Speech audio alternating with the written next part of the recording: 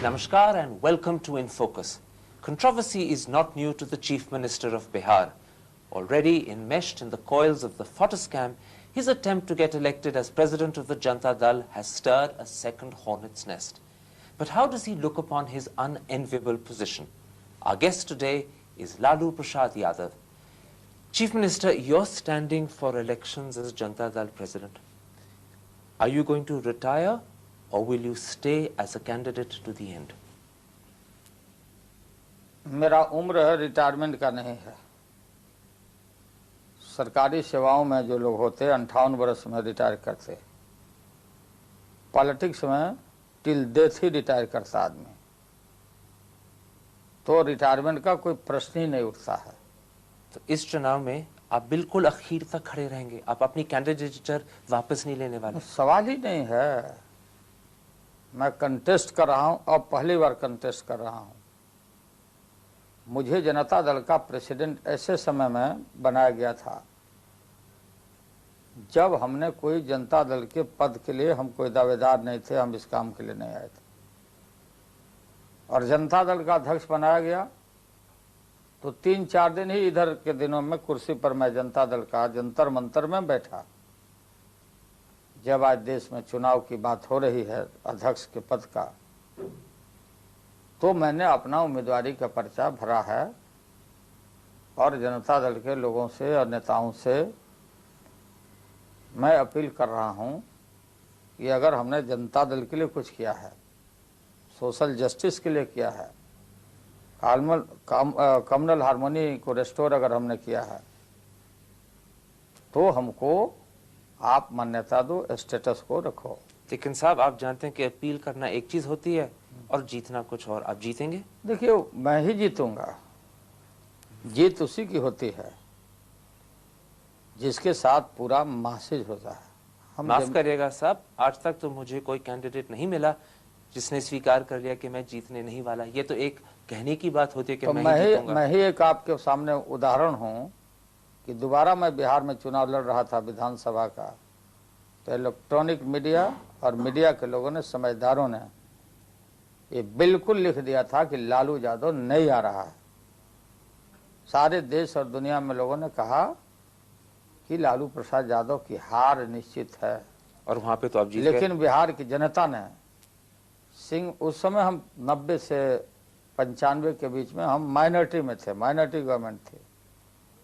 लेकिन बिहार की जनता ने, जहां लोगों ने प्रचार किया कि नहीं आ रहे हैं, वहां बिहार की जनता ने सिंगल मेजॉरिटी 170 एमएलए 324 के असेंबली में मुझे दिया। और आप कह रहे हैं कि वही चीज दिल्ली में भी होगी इस चुनाव में?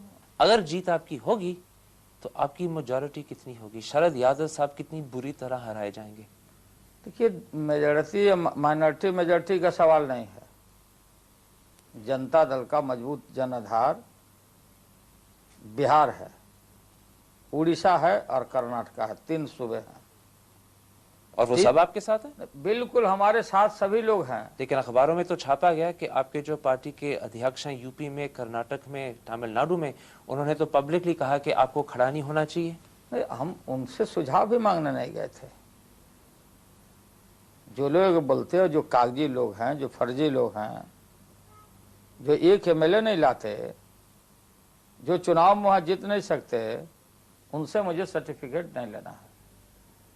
तो आप कह रहे हैं कि उसी राज्य में और लोग आपको वोटिंग देंगे, लेकिन चाहे ये दें ना दें, आप तब भी जीतेंगे? जी, हमारी जीत है, जिसके साथ पीपुल है वही जीतता। अगर जीत आपकी है तो मुझे समझाइएगा कि इस समय जनता दल में कौन से हैं बड़े लीडर जो आपके साथ हैं? हमारे साथ मेजॉरिटी लीडर हमारे साथ है। मैं किन्हीं का नाम मैं नहीं लूंगा। क्यों? नाम लेना उचित नहीं है अभी।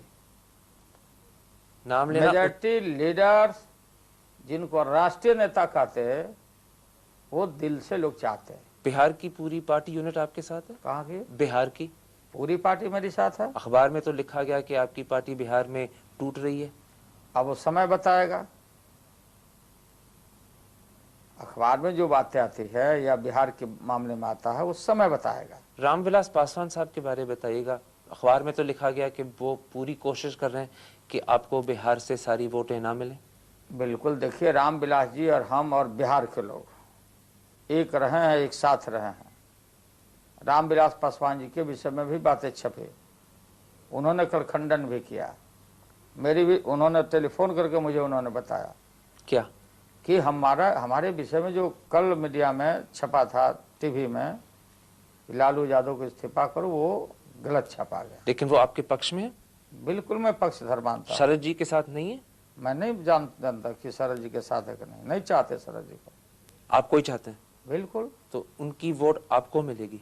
और वोट किसका किसको मिलेगा वो तो टाइम बताएगा। तो मुझे ये बताइएगा, आपके एक सपोर्टर साहब है राम कृपाल यादव साहब, जिन्होंने एक सिग्नेचर कैंपेन शुरू की थी जनता दल एमपीज के बीच में। 66 एमपीज में से कितने लोगों ने साइन किया उसे आज तक? कहाँ 66 एमपी है दिल्ली में राज्यसभा के गिन के? अरे राज्यसभा नहीं, मतलब 46 तो एमपी है लोकसभा का। जी, उनमें से कितने ने इसमें साइन किया? बिहार भर में, बिहार की जो एमपी, इन्होंने जो एकता दिखाया बिहार के एमपीओ ने, वो लोग किसी दूसरे राज्य में कोई कंपेन करने नहीं गए हैं।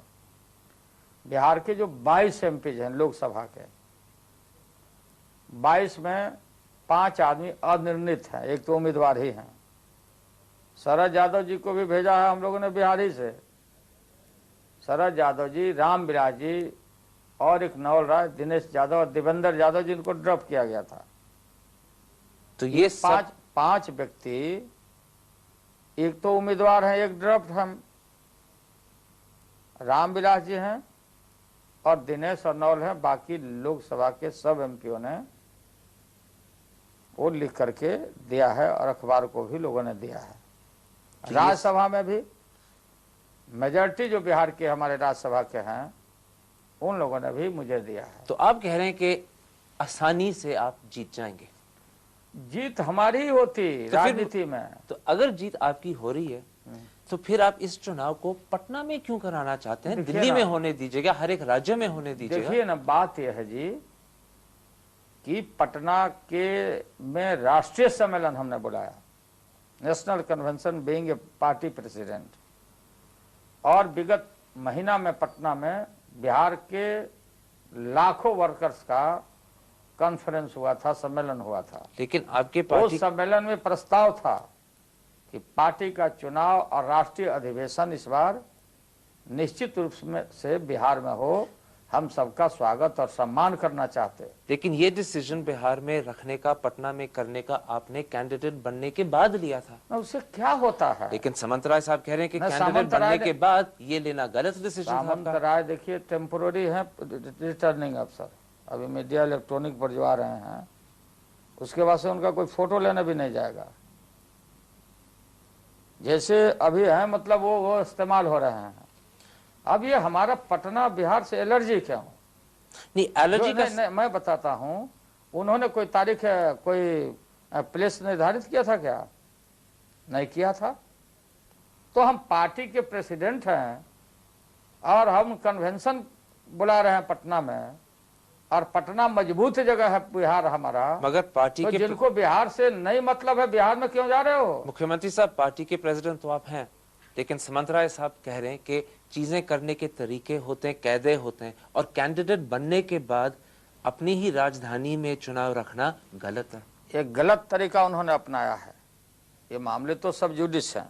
चलिए मुझे एक चीज समझे चुनाव पटना में ना हो और हर एक मुल्क के राजधानी में हो, लखनऊ में, इलाहाबाद। क्यों? ये गलत मानता हूं। अब ये सारे देश में बक्सा रखोगे, 1000 वोटर हैं, ले जा रहे हो हजारों जगह, मतलब हेडक्वार्टर में रख रहे हो, फिर वहां से रिप्रेजेंटेटिव में भेजूं, काउंटिंग एजेंट में भेजूं? ऐसा कभी नहीं हुआ है।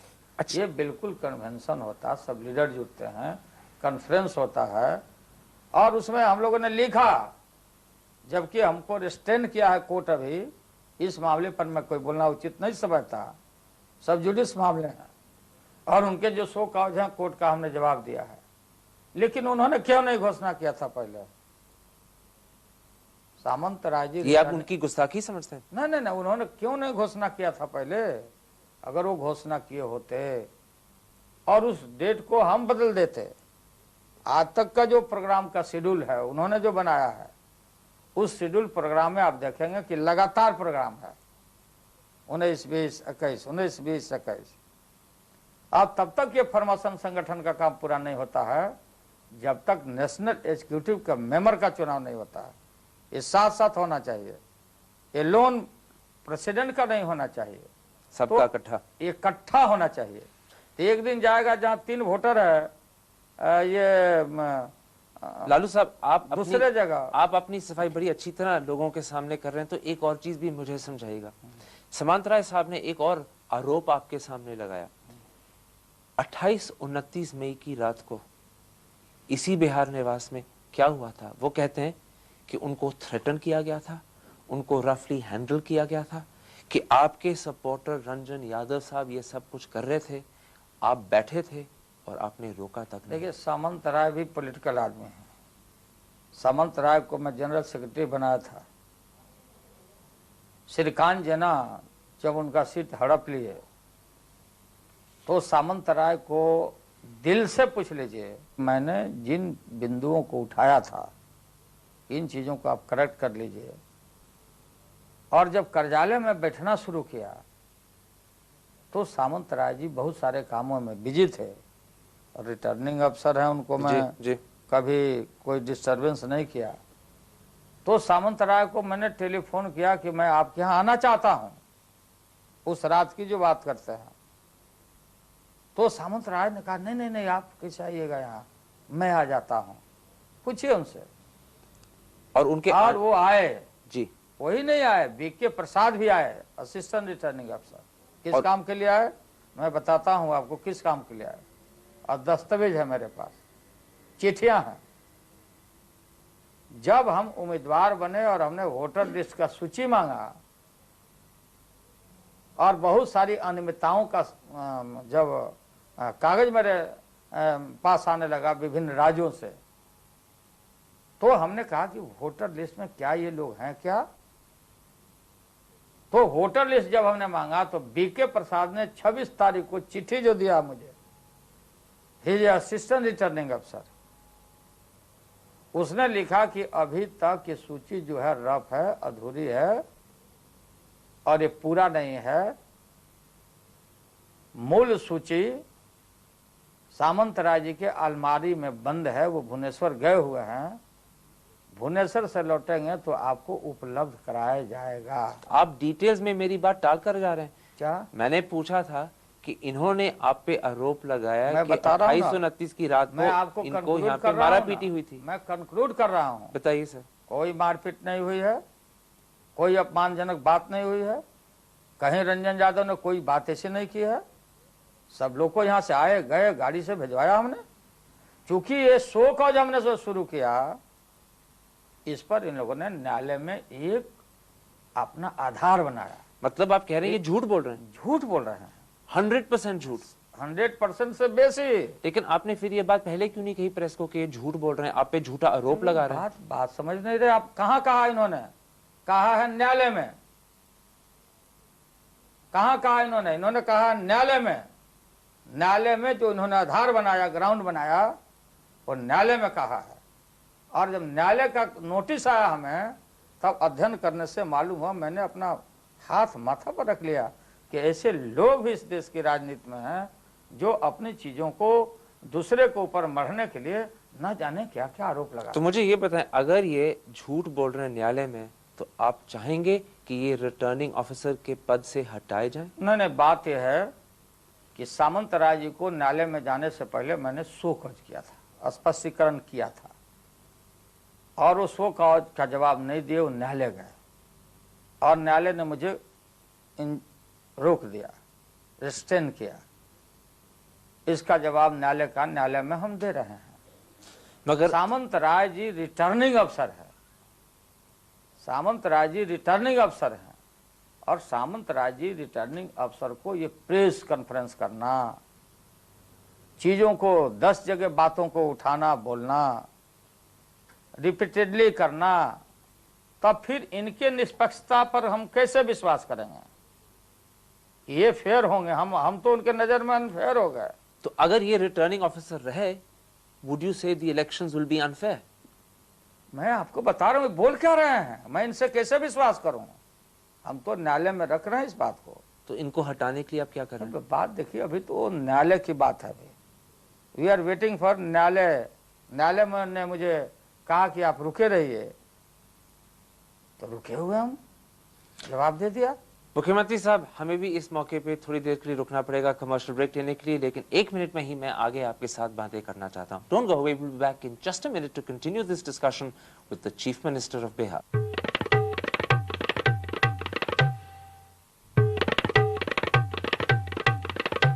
Welcome back to part 2 of our discussion with Lalu Prasad Yadav.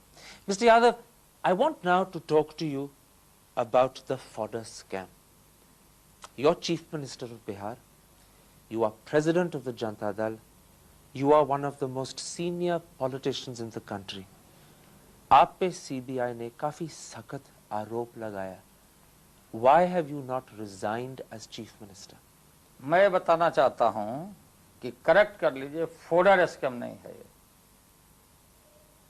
दुनिया में मुझे बदनाम करने के लिए ग्वाला कांड, चूंकि मैं यादव कम्युनिटी से आता हूं, दुनिया और समझ के नाम समझ बनने वाले लोगों ने कहा कि चारा कांड, भूसा कांड। न ये चारा कांड है न भूसा कांड है, झूठ झूठ है। ये 41 ये किसने मुकदमा किया था? लालू यादव ने किया था। ये ट्रेजरी लूट थी। और not during my tenure 77 to 96 न जाने कितने मुख्यमंत्री गुजर गए। I am not blaming anyone, लेकिन on the name of the over expenditure, the fake, फर्जी एंड फेक सप्लाई दिखा करके ट्रेजरी, वेटनरी अफसर्स और अबाउट 300 एम्प्लॉई, ये लोग मिलकर ट्रेजरी लोगों ने लूटा।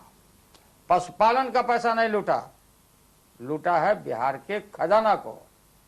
जो लेजिस्लेचर हमको पैसा देता बजट से पास करके, जो चाबी मेरे हाथ में देता, वही मुख्यमंत्री वही विभागों में जाता। विभाग का काम वो अलग डेप्थ में है। लेकिन इन चीजों को मैं न्यायालय में सारी चीजों को मैं रखूंगा। FIR, जी, मैं आपकी बात पूरी मानता हूं। 41 FIR, state is a complainant. मैं आपकी पूरी बात मानता हूं, लेकिन आप तो पुरानी बातें कर रहे हैं। मैं आपको एक साधारण सा सवाल पूछ रहा हूं। आप मुख्यमंत्री हैं, पार्टी के अध्यक्ष हैं, मुल्क के पहुंचे हुए राजनीतिक पॉलिटिशियन हैं। जब आप पे इतना मजबूत आरोप लगाया गया था CBI से, तो आपने अपना इस्तीफा क्यों नहीं दिया? जी, उनके आरोप में कोई दम नहीं है, झूठ, फ्रेब, और उन आरोपों को पब्लिश क्यों नहीं करता? और मैं चार्जशीटेड नहीं हूं, और कोई पुलिस इस देश के ड्यूली कॉन्स्टिट्यूटेड, जो संविधान के द्वारा चुनी हुई सरकार हो, पुलिस को यह इजाजत नहीं दिया जाएगा इस कंट्री में, और लालू यादव नहीं देता कि चार्जशीट बना दे, झूठ का पुलिंदा बना दे। कंस्पिरेसी और कंस्पैरेटर का इंस्ट्रूमेंट बन गया यहाँ जो CBI है, और वो बोल दे मैं इस्तीफा कर दूं। लालू साहब, 1996 किस संविधान में लिखा है जी? 1996 में CBI ने माधवराव सिंधिया, VC शुक्ला, बलराम जाखर के खिलाफ भी इजाजत मांगी थी चार्जशीट करने की, और वो इस्तीफा दे गए। मैं इस्तीफा किस बात के लिए? झूठ का नहीं, झूठ का नहीं, झूठ का नहीं, झूठ का नहीं, ना अपनी गलती स्वीकार करने का। मगर एक और बात मैं कह रहा हूं, there is a right and proper thing to do. आपके पद पे आरोप आ रहा है, आपके थ्रू आप एक तरफ हट जाइएगा, अपना नाम साफ कर दीजिएगा, फिर लौट आए। ओ, बहुत अच्छा तरीका। क्या हासिल हुआ CBI का अडवाणी जी के मामले में? क्या हालत हुआ? यही तो खेल है कि लालू यादव इसी नाम पर हट जाए। होल थिंग, पूरी कंस्पिरेसी, पूरी साजिश, लालू यादव का गर्दन ले लो। कल हम इकट्ठा हो जाएं और न्यायालय, लॉ ऑफ द लैंड, और सुप्रीम कोर्ट बोलता है, न्यायालय बोलता, माननीय न्यायाधीश बोलते कि वो इंसान कोई भी एक्यूज तब तक गिल्टी नहीं है जब तक न्यायालय सजा नहीं देता, और उसको इनोसेंट मानना है। मुझे एक चीज बताएं, और बुद्धि और छल से कोई चाहता हो तब तो ये कोई चीज नहीं। मुख्यमंत्री साहब मुझे एक चीज तो बताएं, कोर्ट में जाने की भी जरूरत नहीं है। मुझे एक चीज बताएं मुख्यमंत्री साहब, अंग्रेजी में एक कहावत है, Caesar's wife should be above suspicion, सुनी होगी आपने। तो अगर Caesar's wife should be above suspicion, what about Caesar? आप तो सीजर हैं। बात सुनिए, ये तो यही खेल है, मैं आपको बता रहा हूं। मैं बोल रहा हूं तुम झूठ बोल रहे हो। हम तो कोर्ट से जो न्यायालय हमको फैसला देगा, मैं सजा भोगने के लिए तैयार हूं। गुजराल साहब का दूध और पानी का पानी। गुजराल साहब का तो फैसला आपने आज सुबह पायनियर अखबार में पढ़ा होगा। देखिए अखबार में क्या छपा नहीं छपा, क्या फैसला लिए गुजराल साहब। उन्होंने तो खुला कहा, prime minister of the nation ji, मगर उन्होंने खुला कहा कि अगर वो आपकी जगह होते वो इस्तीफा दे देते। मैं वो आदमी नहीं हूं, मैं गुजराल साहब के विषय में नहीं कहता। ये चतुराई मैं जानता हूं लोगों के। बिहार लक्ष्य है कम्युनल लोगों का, फासिस्टों का, सांप्रदायिक ताकतों का, एंटी मंडलाइस्ट का। बिहार लक्ष्य है और लोग चाहते हैं कि बिहार को रून कर दो। क्यों इस्तीफा करेंगे? किस बात के लिए इस्तीफा करेंगे? हमको सजा कौन देगा? न्यायालय देगा। We have full faith on judiciary. अच्छा मुझे ये बताइएगा, अगर गवर्नर किदवाई साहब कल परसों अगले हफ्ते अगले महीने सीबीआई को इजाजत दे दें आपको चार्जशीट करने की, तो आप उस समय इस्तीफा देंगे? क्या करेंगे नहीं करेंगे, मैं कह रहा हूं चार्जशीट को मैं मानता ही नहीं कि चार्जशीट तुम्हारा आरोप पत्र है। कौन क्या करेगा नहीं करेगा मैं नहीं जानता। चार्जशीट होने के बाद भी आप मुख्यमंत्री रहेंगे? बिल्कुल। इसका मतलब है कि मुख्यमंत्री एक दिन न्यायालय में हाजिर होकर डॉक में as a guilty person may be question, cross question. No no, not guilty.